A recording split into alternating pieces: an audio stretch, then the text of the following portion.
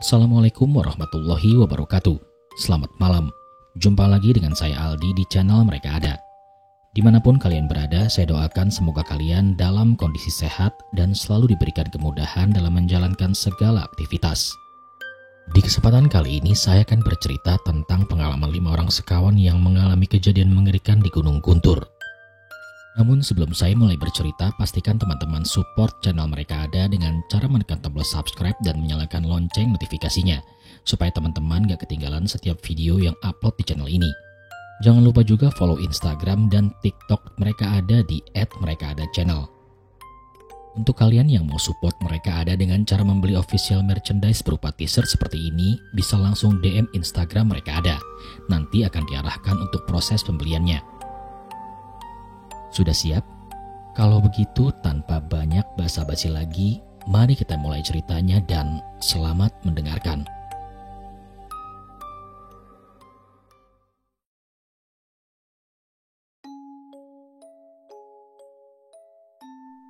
Tahu nggak Pak, itu si Susan nangis kejer, teriak-teriak manggilin Jeffrey.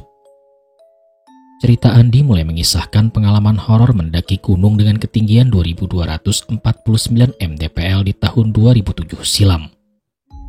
Guntur, begitulah nama yang diberikan masyarakat setempat untuk mendeskripsikan gemuruh dari gunung terkait yang sangat mirip dengan suara guntur di kala hujan. Belakangan ini nama Guntur kembali hits, bukan sekedar karena keadaan yang asri bagi para pemuja dunia pendakian, namun lebih dikarenakan maraknya pemberitaan tentang seorang remaja yang beberapa minggu lalu sempat hilang di sana. Kisah itu menjadi sorotan hangat bagi para pecinta dunia perkelenikan, tak terkecuali Anda yang saat ini pun mampir untuk memanjakan penerawangan tentang mereka yang tidak kasat mata. Namun jauh dari kisah horor itu membanjiri kanal-kanal situs berita bahkan sosmed saat ini, 5 sekawan yaitu Jeffrey, Andi, James, Susan, dan Putri sudah lebih dulu menjadi saksi hidup akan keangkeran gunung yang berada di Garut tersebut. Hujan yang sedari pagi tadi meraung membasahi daerah Jabodetabek sepertinya tidak akan reda dalam waktu sesingkat ini. Keadaan warung Pak Agung terisi oleh karyawan tempat diriku bekerja. Banyak rekan sejabat yang mampir ke sana guna menikmati secangkir kopi sembari menunggu tetesan air hujan turun dengan deras sore itu. Saat itu telingaku terfokus kepada apa yang Andi ceritakan kepada bosnya yaitu Pak Wiro. Kedua orang tersebut merupakan rekan sejawat namun berada di divisi yang berbeda. Andi tampak khusyuk mengisahkan pengalaman horor di tahun 2007 kala mencoba menaklukkan puncak Gunung Guntur bersama keempat orang lainnya yang notabene juga teman-teman kerjaku di kantor. Awalnya kisah yang diceritakan Andi agak membosankan. Tak ubahnya pengalaman horor tersesat yang sangat mainstream terjadi di dunia pendakian. Wajar saja sedikit berkata seperti itu, karena saya pribadi juga salah satu pecinta pendakian gunung. Namun selang 10 menit dia bercerita, tak kala kisah itu mulai menonjolkan sisi lainnya yang jauh lebih kelam, aku malah langsung memotong perkataannya sore tadi. Serius lo Di? Tanyaku keheranan tak kala dia mengisahkan mereka memasuki kampung gaib dan hampir mati di sana. Demi mas, demi, ujarnya sembari mengangkat 2 jarinya seolah jujur bersumpah. Malam itu benar-benar malam mencekam bagi kami di Gunung Guntur mas. Jelasnya sembari mulai mengisahkan apa yang terjadi di tahun 2007 itu. Awal menceritakan Andi sudah memasuki fase horor yang terlalu dini dimulai. Januari 2007, sekitar jam 11 malam. Mereka berlima tiba di kaki Gunung Guntur, tempat yang menjadi batas akhir antara pemukiman penduduk dengan wilayah konservasi kawasan gunung tersebut. Saat itu hari Minggu, keadaan cukup sepi. Pos penjagaan terlihat kosong melompong bak bangunan angker yang ditinggali pemiliknya. Beberapa warung milik warga masih terlihat terjaga dengan pemilik yang hampir rata-rata tertidur pulas, larut dalam gemericik hujan deras kala itu. Sengaja mereka memilih hari Senin subuh sebagai jadwal schedule penaklukan puncak Gunung Guntur. Biar private mountain, kata Andi menjelaskan kepadaku. Jadi dengan kata lain 5 orang ini cuti 2 hari berbarengan guna memanjakan diri menyatu dengan alam saat itu. Sembari menunggu subuh, mereka pun bernaung di salah satu warung milik warga. Tidak ada reservasi pilihan warung, hanya berlandaskan kepada penjaga yang tampak masih terjaga saat itu. Belum juga mendaki, baru menghisap sebatang rokok, seorang wanita tua datang menjumpai Jeffrey. Tidak ada basa-basi, apalagi menanyakan nama. Kalian pulang saja, Gak usah mendaki saat ini. Ucapnya kepada Jeffrey yang membuat dirinya kaget bukan main. Sontak Jeffrey memandangi kami semua. Nenek itu kenapa nanya sama kita? Semua mata menatap Jeffrey keheranan. Nenek yang mana? Tanya Andi dan rekan yang lain heran dengan apa yang diucapkan Jeffrey saat itu. Nenek ini loh. Loh, kok hilang? Kata Jeffrey spontan. Sontak Jeffrey mengucap menyebut nama sang pencipta, memohon perlindungan agar kejadian horor seperti di film yang baru saja mengusik ketenangan dirinya. Riak wajah Jeffrey langsung pucat. Jantungnya berdetak dengan kencang, mencoba menelaah siapa yang barusan berbicara dengan dia. Tidak lagi dihiraukannya mie rebus yang ada di hadapan, seleranya pun hilang. Perutnya terasa kenyang dengan hidangan horor yang baru saja terjadi. Ini gak lagi bercanda kan? Masa kalian gak lihat? Asuh. Katanya berulang-ulang, mencoba mencari kebenaran apa yang matanya saksikan tadi. Walau hanya Jeffrey yang mengalami gangguan, namun cerita itu sudah membuat bulu tengkuk kami bergidik. Malah kedua wanita yang ikut bersama kami sempat mengatakan, yakin kita jadi mendaki besok? Belum apa-apa aja udah horor. Celoteh Susan yang didukung oleh Putri. Ogut packing dulu ya, biar besok subuh kita tinggal cabut. Ucap James mencoba mengalihkan pembicaraan itu. Lo sama Putri selonjoran aja dulu, tidur dulu, trekkingnya lumayan nanjak soalnya. Sambungnya kala itu, yang cukup berhasil meredam teror kecil tersebut. Sejenak kami semua melupakan apa yang dikatakan Jeffrey. Terlepas dari hanya bercanda atau memang real terjadi, apa yang dikatakannya sudahlah kami anggap angin lalu saja. Selama maksud dan tujuan kita baik, pasti akan dipermudah untuk pendakian besok. Begitulah hal yang coba ditanamkan Andi kepada semua rekan.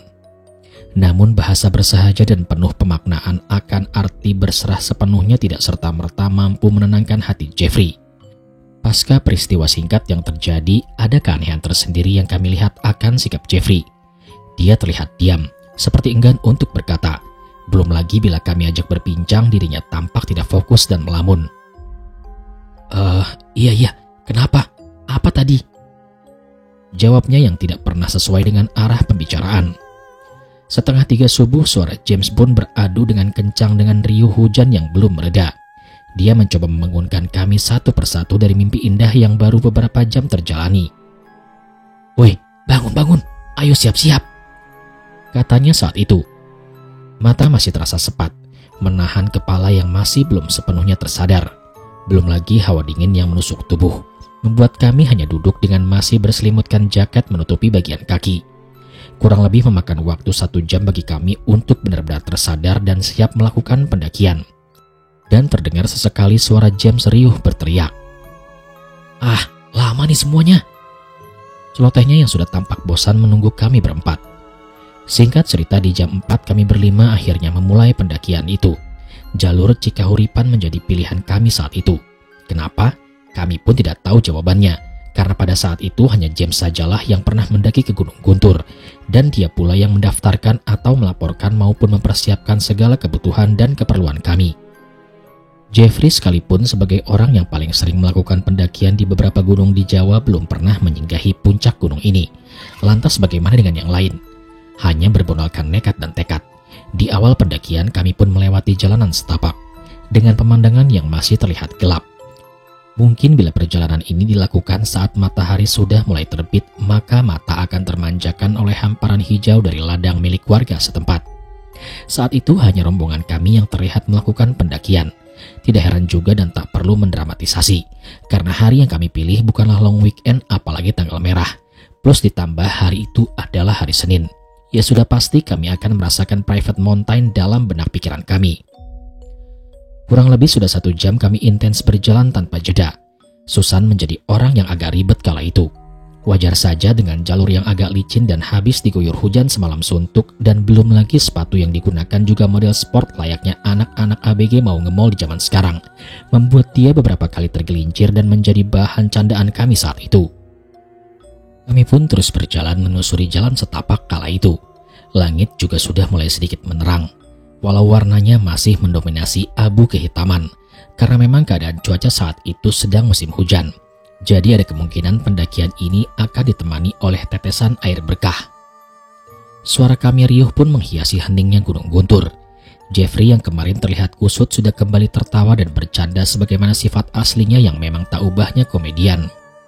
Sekitar jam 6 kurang setelah 2 jam kami berjalan, kami sempat menepi sejenak karena permintaan Putri dan Susan yang sudah mulai kelelahan. "Jangan minum banyak-banyak," saran Jeffrey kepada mereka. Tak kurang 3 menit rasanya kami bersantai sejenak meringankan betis seorang mbah wanita yang sangat tua tampak melewati kami dengan sedikit membungkukkan badan dan menjuntaikan tangannya. Ibarat kita mau permisi ke orang lain agar diberi jalan. "Permisi, Cuk," katanya dengan ramah, yang kami jawab serentak. "Iya mbah, silakan." Tidak ada yang aneh sebenarnya mengingat itu sudah jam 6 pagi. Apalagi aktivitas masyarakat pedesaan memang terkenal rajin dan beraktivitas sedini mungkin. Tapi yang menjadi pertanyaan kami bukan bahasan dari mulut Putri yang mengatakan, "Hebat ya, sudah setua itu masih bisa nanjak." Kemudian Jeffrey pun menimpali, "Tapi jam berapa dia naik ke atas sana?" Yang langsung kembali berjalan dan membuat kami saling menatap dan mencoba mencerna apa yang barusan Jeffrey katakan. Sebab secara logika kami berjalan di jam 4 setelah gerimis mereda. Malah di jam 3 subuh tadi hujan masih sangat lebatnya yang pastinya tidak mungkin wanita setua itu dapat menerjang naik ke atas sana.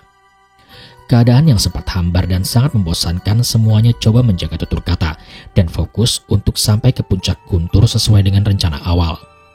Gambaran sedikit secara umum, sebenarnya kurang lebih 6-7 jam seharusnya kami sudah sampai di puncak. Terlebih rasanya kami sudah lama berjalan dan hanya sedikit waktu yang kami luangkan untuk beristirahat. Namun sudah 5 jam kami berjalan, pos 1 pun tidak nampak. Bila hitungan matematis harusnya kami sedikit lagi sampai pada pos 3, yaitu pos terakhir, atau minimal sudah berada di pos 2. James yang notabene sudah beberapa kali mengunjungi tempat itu menjadi orang yang pertama frustasi. "Bangsat, bangsat!" teriaknya yang membuat kami semua keheranan. "Udah gak beres ini udah gak beres," katanya melanjutkan kepada kami semua. Jujur aku pribadi tidak mengetahui karena kami bukan seperti kisah horor pendakian yang lain yang diputar di tempat yang sama, melainkan tempat kami yang saat ini sangat jauh berbeda dengan tempat yang sebelumnya kami tapaki. "Emang belum sampai kali," ujar Jeffrey mencoba menenangkan James kala itu. "Gak Jeff, ini gak beres, gak mungkin sejauh ini pos 1, apalagi kita minim istirahat," jawab James pada Jeffrey. Hampir sejam mereka berhenti dan mencoba menenangkan pikiran, serta mengkondisikan badan agar kuat untuk kembali beranjak. "15 menit lagi kita jalan ya," ucap Jeffrey mengambil alih komando pendakian. Waktu kala itu sudah jam 1 siang, dan tak ada seorang pun yang kami temui sepanjang 7 jam kami berjalan. Kami memulai perjalanan kembali dengan doa, seraya berharap apa yang dikatakan James hanya suatu kekeliruan saja. Setapak demi setapak langkah kami beriringan, membentuk formasi berjejer dengan Jeffrey yang berada di paling depan dan James memantau di posisi paling belakang. Beberapa menit berlalu, hujan gerimis turun menambah sengit pendakian. Wajah Putri dan Susan kini kian lesu, sudah tidak mampu lagi berkata-kata. Nampak nafas mereka sangat terengah-engah, mulai habis termakan lelah. Belum lagi medan kali ini berupa tanjakan panjang yang membuat tenaga semakin terkuras. "Jeff, tahan dulu, kasihan yang lain," teriak James mencoba memberikan aba-aba. "Udah, lanjut terus," ucap Jeffrey sembari mengajukan permohonan James, dan dia terus berjalan. Bahkan Susan sampai menangis kala teriakannya juga diajukan olehnya. "Jeff, berhenti dulu, semua capek, kita istirahat." Singkat cerita kami berempat berpisah dengan Jeffrey. Dia terus melaju meninggalkan rombongan, sementara kami masih tertahan, beristirahat karena keadaan yang sudah mulai hujan dan kondisi Putri dan Susan yang sudah menyerah, seolah enggan untuk melanjutkan kembali pendakian. Tenda yang ada di tas gunung James digelar. Di sana kami berempat berteduh, sembari memikirkan apa yang harus kami lakukan saat ini. "James, kamu kan udah beberapa kali ke sini. Memangnya seharusnya jalannya bagaimana? Apa kamu lupa?" tanya Andi. "Gak Di, aku gak mungkin salah. Kita harusnya sudah melewati pos 3. Jaraknya kurang lebih 1-2 jam perjalanan santai. Ini boro-boro kita sampai di salah satu pos. Seingatku, sebelum pos 1 ada sumber mata air gak jauh dari base camp awal tadi. Ini sudah lebih dari 7 jam gak ada tanda-tanda," katanya dengan raut wajah yang serius. Kami semua pun terdiam. bingung dengan apa yang dikatakan oleh James. Aku bicara pahitnya aja nih ya. Kita ini entah nyasar, entah... udahlah. Ujarnya sedikit emosi. Susan kala itu masih terisak dan sedikit menangis. Terus bagaimana? Belum lagi Jeffrey juga gak tahu di mana saat ini. Ucap Susan kala itu. Alah, bodoh amat sama Jeffrey. Cukup tahu aja lah. Lagian gak usah dipikirin. Kan dia bilang tadi jangan khawatir waktu kamu teriak. Seletuk James mengingatkan akan kejadian beberapa jam yang lalu. Menjelang senja mulai menyapa, Andi dan ketiga rekannya yang lain masih tertahan, berteduh di dalam tenda. Tidak ada tanda mereka masih berniat untuk beranjak hari itu. Belum lagi sedari tadi kabut turun dari gunung yang membuat jarak pandang menjadi terbatas. Kita sudahi aja pendakian ini. Besok coba kita balik arah turun ke bawah. Ucap James sore itu. Tidak ada yang mau berdebat atau menjawab pertanyaan itu. Terlebih baik saya, Susan maupun Putri sangat minim pengalaman mengenai pendakian. Perihal James juga seakan terlupakan dan enggan untuk diperbincangkan.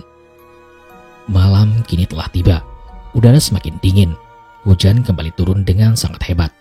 Kami berempat hanya berdiam diri di dalam tenda yang seharusnya digunakan maksimal 2 orang. Tenda itu sejatinya memang dipersiapkan untuk Susan dan Putri. Sementara tenda yang dipersiapkan untuk kaum laki-laki ada di dalam tas yang dibawa oleh Jeffrey.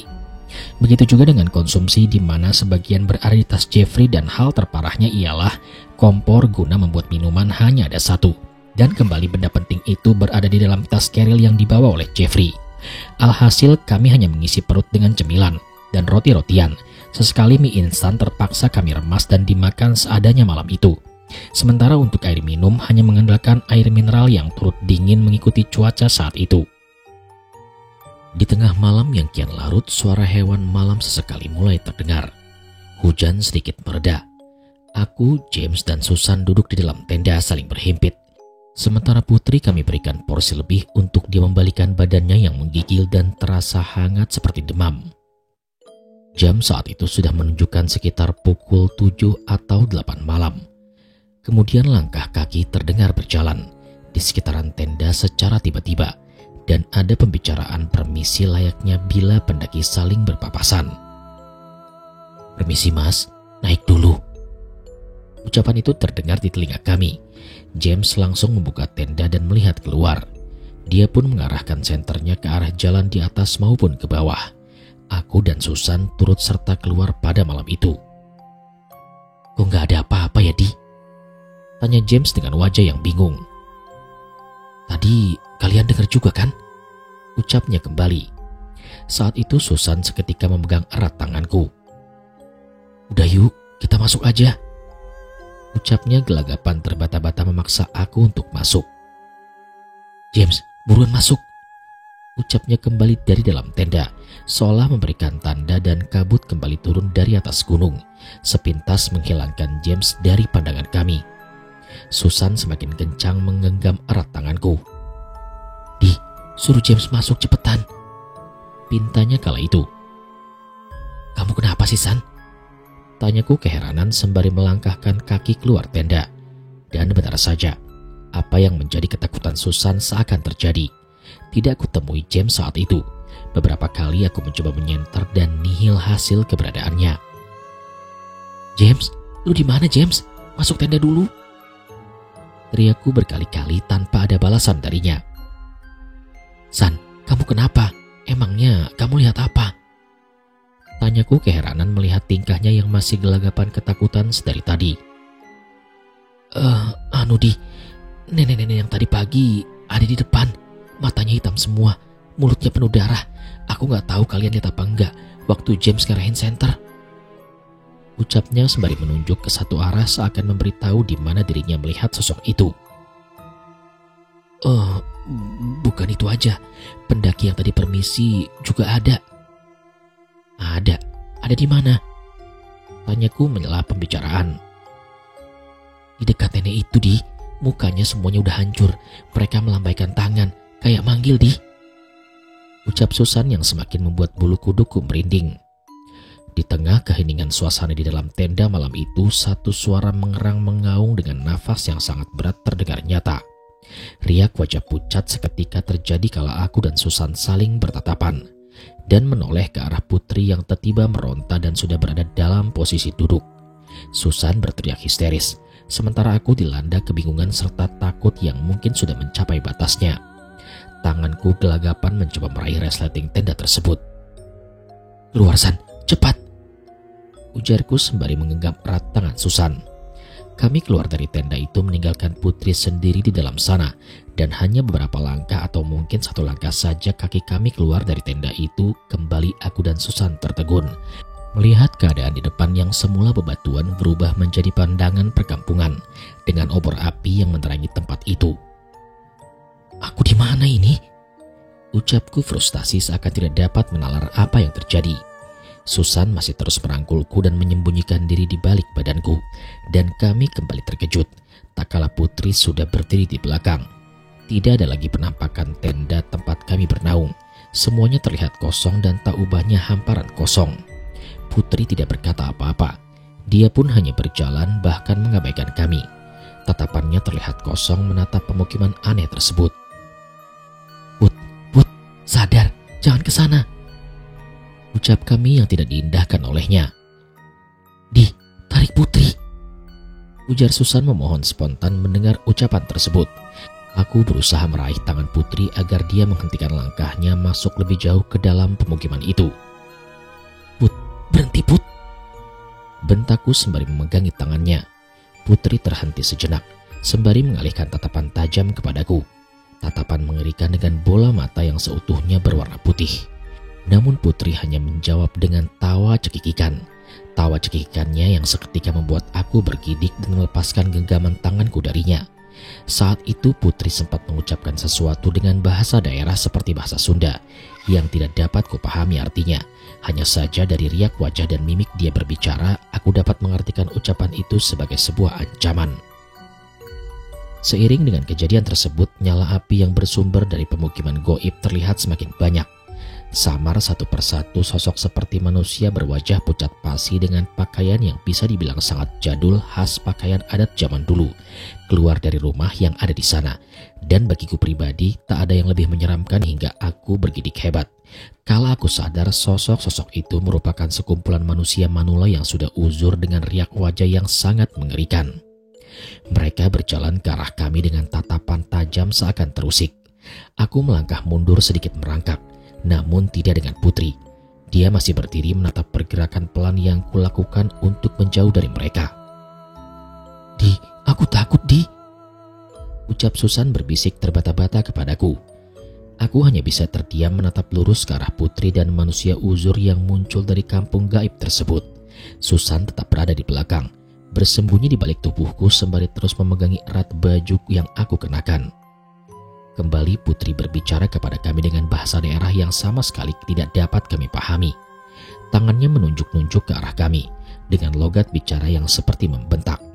Dan keadaan kian genting, di mana kami seperti dijegat dengan sekumpulan manusia manula yang terlihat membentuk lingkaran, seakan mengurung pergerakan kami. Mereka ada di mana-mana, dengan tangan memegang obor bambu yang menyala. "Kita gak akan dibakar kan, Di?" ucap Susan kembali terdengar dengan suara yang gemetar. "Shh, diam, jangan mikir macam-macam," jelasku kepadanya saat itu. Mereka kembali berjalan mendekati kami dengan langkah kecil yang pelan. Sorot cahaya obor itu semakin jelas menerangi mata ini, dan dapat kusaksikan kembali riak manusia manula itu benar adanya sangat mengerikan. Wajah mereka yang pucat pasi saja sudah membuat jantungku seakan terhenti.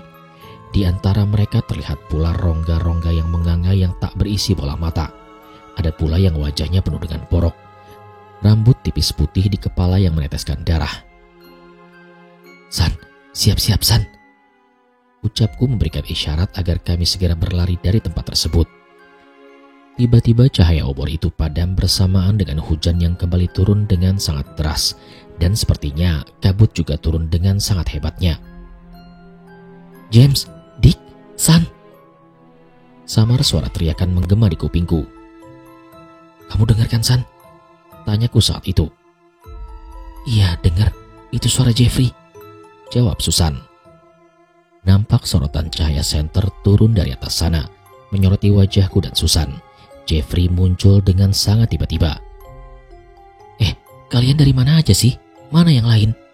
Tanyanya pada kami. Singkat cerita, dengan mengikuti Jeffrey, kami akhirnya dapat lepas dari teror horor itu sementara. Dan ada hal lain yang lebih gila. Kurang lebih 30 menitan kami berjalan, kami sudah sampai di atas puncak, tempat di mana Jeffrey membangun tenda. Setibanya di dalam tenda, aku dan Susan baru menceritakan apa yang kami alami, termasuk hilangnya James dan Putri. Jeffrey bergidik ngeri mendengar kisah itu. Terlebih saat kami mengatakan kesal akan kelakuannya meninggalkan kami di tengah perjalanan. Namun kami lebih keheranan dan ketakutan kala mendengar perkataan Jeffrey, penuh dengan sumpah yang membawa nama Sang Pencipta. Yang ninggalin itu kalian, aku gak dibangunin. Jam 6:30 pagi kalian jalan sendiri naik ke atas sini. Sumpah demi apapun, ucapnya kesal kepada kami. Terus siapa yang tadi naik sama kita? Tanyaku pada Susan. Dan yang lebih menggilakan, kenapa Jeffrey kembali turun? Karena dia diinformasikan oleh 3 orang pendaki. Mas, rombongan 2 cowok dan 2 cewek yang dibawa itu temanmu bukan?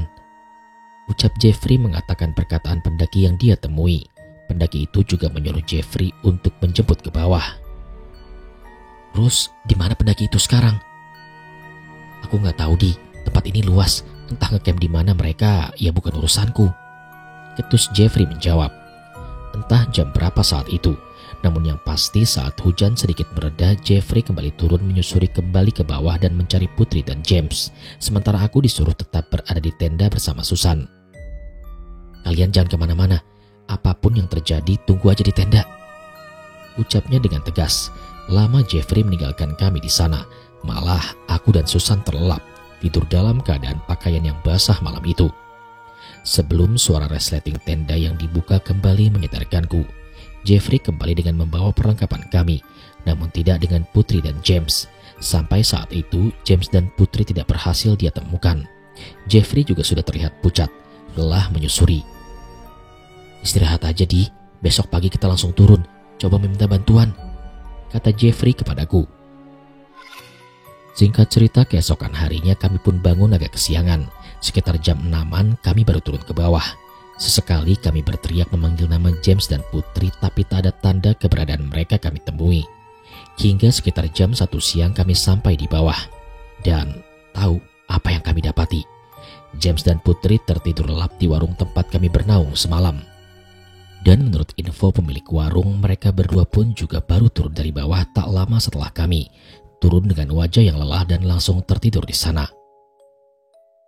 Udah, gitu aja di, tanyaku kepada Andi. Iya, itu yang kami alami mas. Kalau soal James apa yang terjadi, yaitu monggo ditanyakan langsung aja, ucap Andi kepadaku. Mataku langsung menatap James dengan gigi sedikit menyengir. James, emang lu kenapa? Ucapku bertanya kepada James berharap mau melanjutkan cerita tentang itu. Suram bos, ucapnya memulai cerita. Kita mulai dari cerita terakhir Andi melihat James saat ada suara langkah permisi dan mereka bertiga, James, Andi dan Susan keluar dari tenda guna mengecek ke sekitar. Kini sudut pandang berubah menjadi sudut pandang James. James, buruan masuk, ucap Susan yang kembali memanggil namaku dari dalam tenda. Kabut kembali turun dari atas gunung, namun aku masih penasaran akan suara permisi yang tadi kami dengarkan. Aku masih mencoba menyinari sekitar, barangkali ada jejak atau petunjuk yang dapat kutemukan.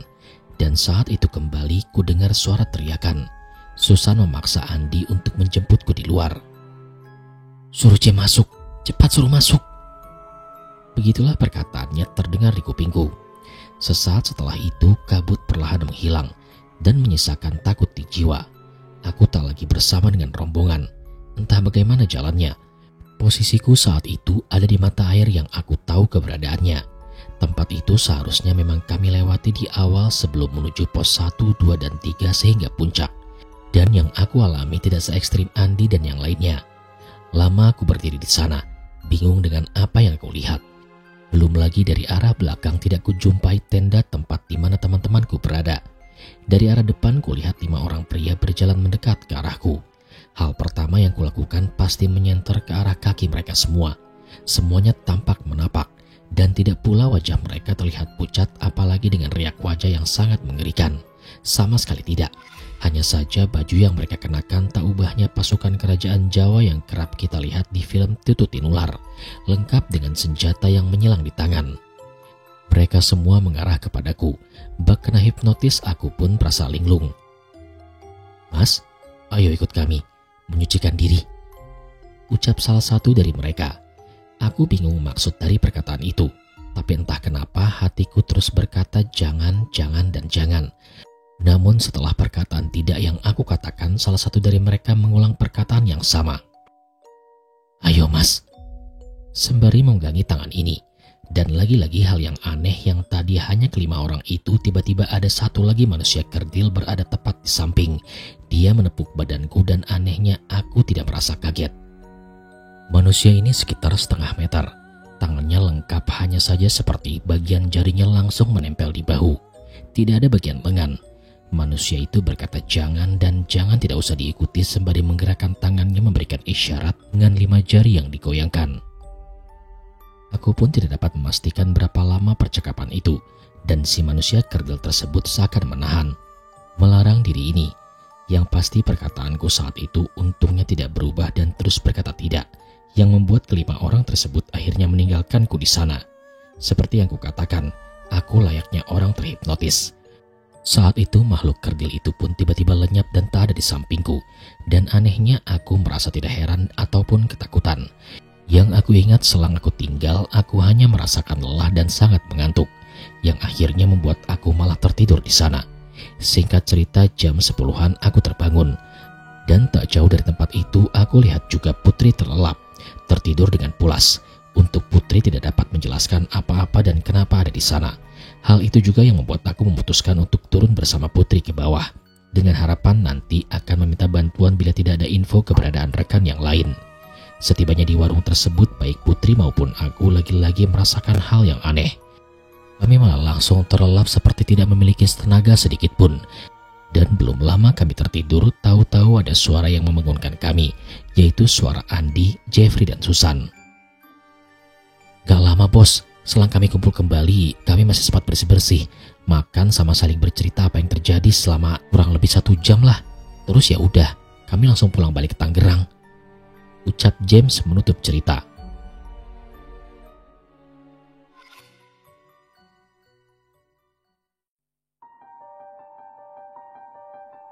Sekian cerita pada kesempatan kali ini.